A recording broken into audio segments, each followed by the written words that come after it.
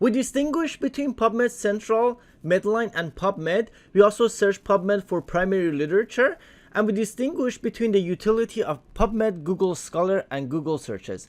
Now, let's execute a Google Power Search and find gray literature when given a case-based scenario.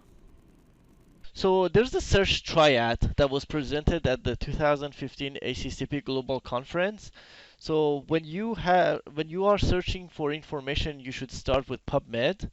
And the good thing about PubMed is that you can use precision searches, so you can use controlled vocabulary like mesh terms, and you can use all those filters to narrow your search.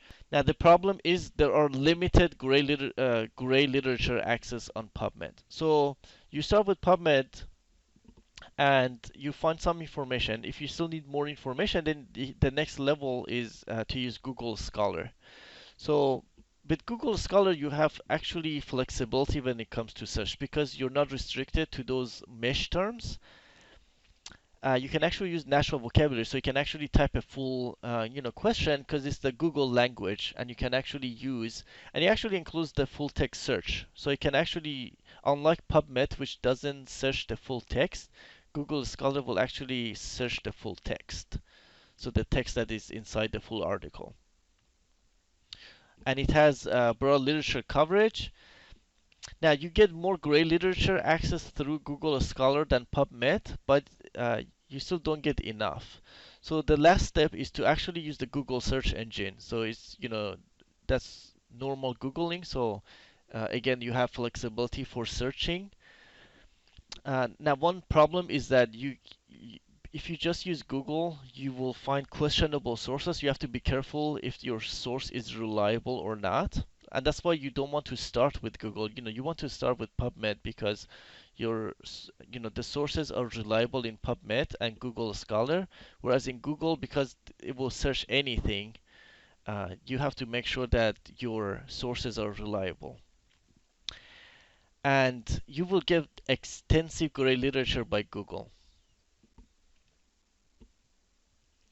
Now, here are some search operators that you can use um, on Google. So there's the file type, there's the site, there's all in title, and related, and the minus sign. So I'll show you how this works. So I'm at Google. So this is your usual Google search engine, Google website. So let's say I'm looking for um, pancreatitis. I'm interested to present a PowerPoint presentation in pancreatitis. I can do pancreatitis, and if you just search for pancreatitis, of course you get about 10 million results. That's not very helpful. What I can do is I can use file type. Let's say file type PowerPoint because I'm interested in PowerPoint.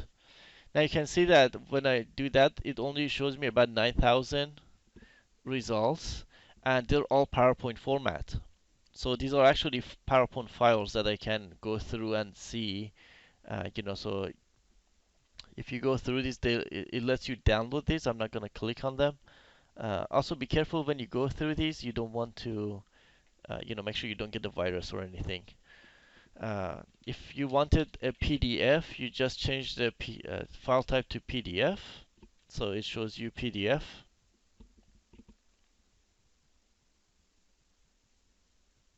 For the most part.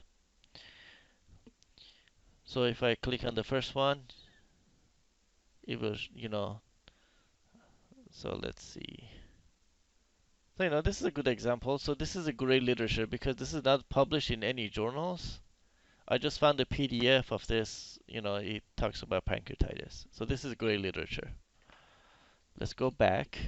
You can also do this with Google Images. So if you search for pancreatitis in Google Images, there are some pictures. Let's say you wanted like PNG format, so I would do file type PNG. Now all of these files are PNG. I use PNG because if you wanted, high quality images as opposed to JPEG, JPEG sometimes can be low quality. You can also once you do the file type in images, it lets you choose from a drop-down menu. So you can choose JPEG, GIF, BMP, SVG, even icons. You can also do, you can play with all of these. Size, type, so it gives you more options. I'm gonna go back to all. The other thing you can do is if you wanted the site, let's say I only want information from, I mentioned that make sure you don't get a virus. If you're worried about that, maybe you only want things from .edu websites. So these are university websites. They're unlikely to have a virus on their site. So now when you search, you see this is .edu. It only shows the results from websites that end with .edu. And you can't do anything. .edu, .org, .com. Well, .com doesn't make sense, but .gov or .org will make sense. You can also combine this. So let's say site and then file type PDF. So now I have a PDF file from a .edu website. Or maybe I should do PowerPoint. Here you go. Here's a PowerPoint file from a .edu.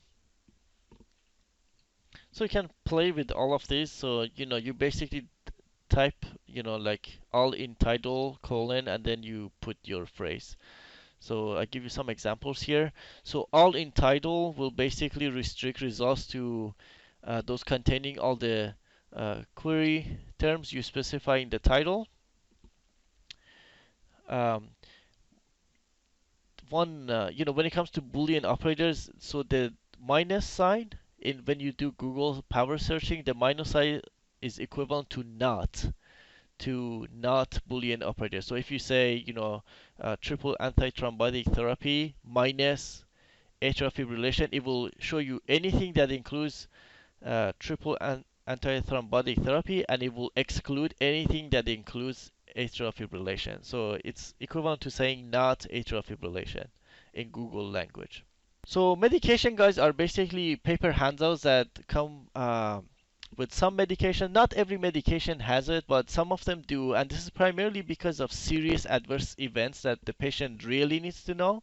So the FDA actually has handouts that you can give to the patient, and they're actually required by law. So that's why you really need to know how to find this and make sure that you give it to the patient, and it includes both outpatient and inpatient. So if you go to fda.gov, basically if you click on drugs,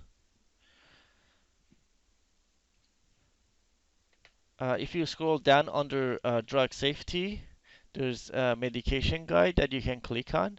And then if you click on search the medication guides database, it will take you to the database. They're actually listed alphabetically, so you can sort through them. You can also search for it. So let's say if I wanted um, let's say medication guide for Biktarvy, nothing shows up. That just means that Biktarvy does not have medication guide. Whereas if I type Truvada, I'm just typing HIV drugs here. If I type Truvada, now it shows up. So if you click on it, it will take you to this is the actual medication guide. So if you were to dispense Truvada to the patient, they need to have the medication guide, which is the last few pages of the package insert in this case. Because it actually took me to the prescribing information, which is the package insert. So the last part of it is the medication guide. So that's how you find medication guides. This concludes this presentation.